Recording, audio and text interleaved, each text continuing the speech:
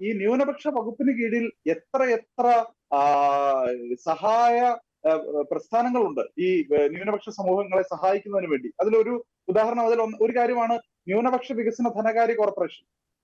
ഞാന് വളരെ കൃത്യമായിട്ടും ഈ ന്യൂനപക്ഷ വികസന ധനകാര്യ കോർപ്പറേഷന്റെ കാര്യങ്ങളെ കുറിച്ച് പഠിക്കുന്നത് ഒരു 3 വർഷം മുൻപാണ്. കത്തോലിക്ക കോൺഗ്രസിന്റെ നേതൃത്വത്തിലും താമരശ്ശേരി രൂപത KCYM-ന്റെ നേതൃത്വത്തിലുമാണ് ഈ വിഷയം ഒന്ന് പഠിക്കാനായിട്ട് ശ്രമം നടത്തിയത്.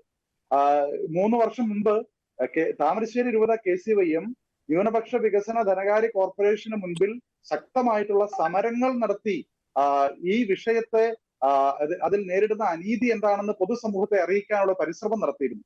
അതേ തുടർന്ന് ഞങ്ങൾ വളരെ കൃത്യമായിട്ടുള്ള ഒരു പഠനം ഈ വിഷയത്തിൽ നടത്തിയപ്പോൾ മനസ്സിലായ കാര്യം, 2016 മുതൽ 2020 വരെ ന്യൂനപക്ഷ വികസന ധനകാര്യ കോർപ്പറേഷനിൽ നിന്ന് കേരളത്തിലെ 2 പ്രധാനപ്പെട്ട ന്യൂനപക്ഷ മതസമൂഹങ്ങൾ, അതിൽ മുസ്ലിം സമൂഹമുണ്ട്, ക്രിസ്തീയ സമൂഹമുണ്ട്. ഈ സമൂഹങ്ങൾക്ക് മതം തിരിച്ചിട്ട് ഉള്ള ലോണിന്റെ അനുവദിച്ചിട്ടുള്ള തുക എന്ന് പറയുന്നത് മുസ്ലിം സമുദായത്തിന് കിട്ടിയത് 94 കോടി രൂപയായിരുന്നപ്പോ ക്രിസ്ത്യൻ സമുദായത്തിന് കിട്ടിയത് ആകപ്പാടെ ഏകദേശം 40 കോടി രൂപ മാത്രമായിരുന്നു. അത് എന്തുകൊണ്ടാണ് എന്ന് അന്വേഷിച്ചപ്പോ മനസ്സിലായത്, ക്രൈസ്തവരായിട്ടുള്ള ആളുകൾ ഈ ധനകാര്യ കോർപ്പറേഷനിലേക്ക് ഫോൺ വിളിച്ച് ലോണിനെ കുറിച്ച് ചോദിക്കുമ്പോൾ അവരെ നിരുത്സാഹപ്പെടുത്തുകയോ ലോൺ ഇല്ല എന്നൊക്കെ പറയുകയോ ചെയ്ത് ഈ ലോൺ കൊടുക്കാതിരിക്കുന്ന ഒരു സംഘടിത ശ്രമം ഉണ്ടായിരുന്നു എന്ന് ഞങ്ങൾക്ക് വളരെ കൃത്യമായിട്ട് മനസ്സിലായി. അപ്പൊ അതിനുശേഷം വന്നൊരു കാര്യം പറയാം. അതിനുശേഷം വളരെ കൃത്യമായിട്ടും ഈ ധനകാര്യ കോർപ്പറേഷനുമായി ബന്ധപ്പെട്ട് നിരന്തരം നമ്മൾ കമ്മ്യൂണിക്കേഷൻ നടത്തിക്കൊണ്ടേയിരുന്നു. നമ്മുടെ ആളുകൾക്ക് കൃത്യമായിട്ടുള്ള ബോധവൽക്കരണം നൽകി. പലരും നിരാശപ്പെട്ടിരുന്നവരോട് നിങ്ങൾ ലോണിന് അപേക്ഷിക്കണമെന്ന് പറഞ്ഞു. അതിന്റെ ഫലമായിട്ട് 2021-22 സാമ്പത്തിക വർഷത്തിൽ ക്രിസ്ത്യൻ കമ്മ്യൂണിറ്റിക്ക് ഏകദേശം 12 കോടിയോളം രൂപ നമുക്ക് ലോൺ ആയിട്ട് ലഭിച്ചു. മുസ്ലിം കമ്മ്യൂണിറ്റിക്ക് തത്തുല്യമായിട്ടുള്ള ലോൺ തുക ലഭിക്കുകയും ചെയ്തു. അപ്പൊ ഞാൻ പറഞ്ഞു വന്ന ഒരു കാര്യം, കൃത്യമായിട്ടും ഒരു ഇടപെടൽ ഉണ്ടായപ്പോ ഈ ഒരു കാര്യത്തിൽ വ്യത്യാസം വന്നു.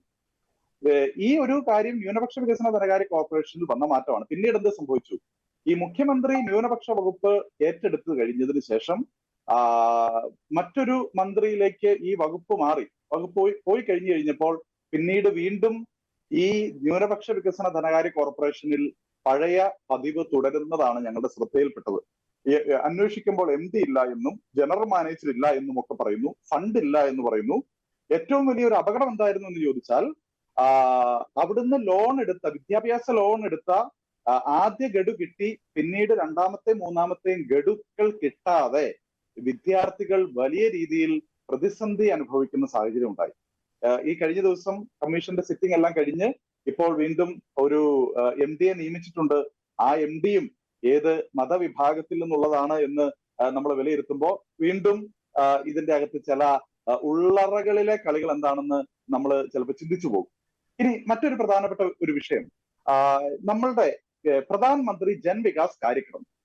ഈ പ്രധാനമന്ത്രി ജൻ വികാസ് കാര്യക്രം എന്ന് പറയുന്നത് കേന്ദ്ര ഗവൺമെന്റ് ന്യൂനപക്ഷ വകുപ്പിന് കീഴിൽ വരുന്ന ഒരു പദ്ധതിയാണ്. പഞ്ചായത്ത് പ്രദേശങ്ങളിൽ പ്രാദേശികമായി ഏതെങ്കിലും ന്യൂനപക്ഷ മതവിഭാഗങ്ങൾ തിങ്ങിപ്പാർക്കുന്നുണ്ട് എങ്കിൽ, ഞാൻ മനസ്സിലാക്കുന്നിടത്തോളം ഒരു 50% മുകളിലായിരിക്കണമെന്നാണ് എനിക്ക് തോന്നുന്നത്.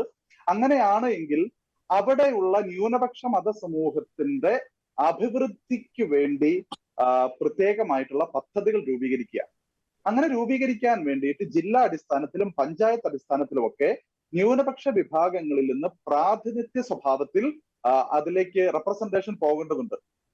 കേരളത്തിലെ മുഴുവൻ പഞ്ചായത്തുകളെയും ജില്ലകളെയും ഒക്കെ എടുത്തിട്ടൊന്ന് പരിശോധിക്കുക.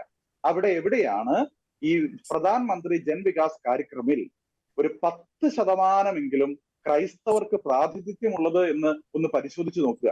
ഇതിന്റെ ഒന്നും കൃത്യമായിട്ടുള്ള കണക്കുകൾ പുറത്തുവിടുന്നില്ല. പക്ഷെ നമ്മൾ ഈ കാര്യങ്ങൾ വിലയിരുത്തുമ്പോൾ, നമ്മളുടെയൊക്കെ ജില്ലകളിലെ ഇതിന്റെ ആനുപാതികതയെ വിലയിരുത്തുമ്പോൾ നമ്മൾ വളരെ കൃത്യമായിട്ട് ഈ അനീതി മനസ്സിലാക്കിക്കൊണ്ടിരിക്കുക. മറ്റൊരു പ്രധാനപ്പെട്ട വിഷയം, നമ്മൾ പറയുന്നു നമ്മളുടെ കുട്ടികൾക്കാർക്കും സംവരണം PSC പോലെയുള്ള പരീക്ഷകളിലേക്ക് അവർക്ക് വരാൻ കഴിയുന്നില്ല, അവർക്ക് സർക്കാർ ഉദ്യോഗത്തിലേക്ക് എത്താൻ കഴിയുന്നില്ല. ഈ ന്യൂനപക്ഷ വകുപ്പിന് കീഴിൽ സൗജന്യ PSC കോച്ചിങ് സെന്ററുകളുണ്ട്. കേരളത്തിൽ ന്യൂനപക്ഷ വകുപ്പിന് കീഴിൽ ആരംഭിച്ചിരിക്കുന്ന സൗജന്യ PSC കോച്ചിങ് സെന്ററുകളിൽ എത്ര എണ്ണം ക്രൈസ്തവ സമൂഹത്തിന് പ്രാപ്യമായിട്ടുണ്ട് എന്നുള്ളത് ഒന്ന് പരിശോധിക്കുക. മലപ്പുറം ജില്ലയിൽ തന്നെ 7ഓളം സെന്ററുകളും അതേ തുടർന്ന് അതിന്റെ ഇരട്ടിയോളം സബ് സെന്റേഴ്സും ഉണ്ട്. കോഴിക്കോട് ജില്ലയിൽ 2 സെന്ററുകളും പിന്നെ 4-5 സബ് സെന്റേഴ്സ് ഉണ്ട്. ഇതെല്ലാം ഈ മുസ്ലിം മതസമൂഹത്തിന്റെ ആരാധനാലയങ്ങളോട് ചേർന്ന്, അതല്ലെങ്കിൽ അവരുടെ മതപഠന കേന്ദ്രങ്ങളോട് ചേർന്നാണ് ഉള്ളത്.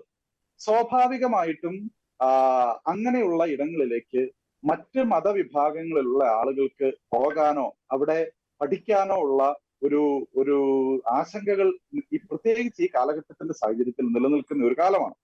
അപ്പോ കാലങ്ങളായി കഴിഞ്ഞ 2-3 വർഷക്കാലമായിട്ട് കേരളത്തിലെ ക്രൈസ്തവ സംഘടനകളും വിവിധ രൂപതകളും ഒക്കെ ഈ PSC കോച്ചിങ് സെന്ററുകൾ ഈ ക്രൈസ്തവർക്കായിട്ട് അനുവദിച്ചു നൽകണമെന്ന് പറയുന്നുണ്ട്.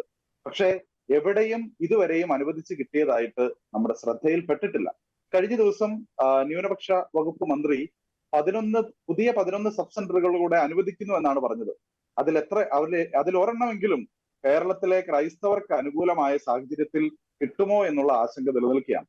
ഇങ്ങനെ ഒത്തിരിയേറെ വിഷയങ്ങൾ നമ്മൾ ഈ ന്യൂനപക്ഷ വകുപ്പുമായി ബന്ധപ്പെട്ട് നമ്മൾ പഠിക്കുമ്പോൾ നമ്മുടെ മുൻപിൽ പ്രതിസന്ധികളായിട്ട് നിൽക്കുന്നുണ്ട്.